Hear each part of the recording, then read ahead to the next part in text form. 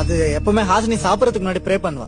இல்ல, ஐட்டம்ஸ் நிறைய இருக்குல்ல, அதிகமா சாப்பிட கூடாதுன்னு கண்ணை மூடிக்கிட்டு கம்மியா சாப்பிடுன்னு மனசு கண்ட்ரோல் பண்ணிக்கிறேன்.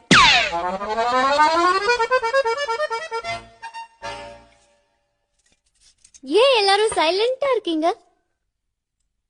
சாப்பிடும் போது யாரும் பேச மாட்டீங்களா? நீ புதுசா வந்திருக்கல்லம்மா, அதனாலதான் சாப்பிட்ட. சரி, நீங்க வந்து உங்க வீட்டுக்கு தெரியுமா? தெரியும்பா. அங்கிள். தெரியாது இல்ல சந்தோஷ், சொன்னா அனுப்பிடுவாங்களா? அட எங்க அப்பாவை விடுங்க அங்கிள், நீங்க அனுப்புவீங்களா?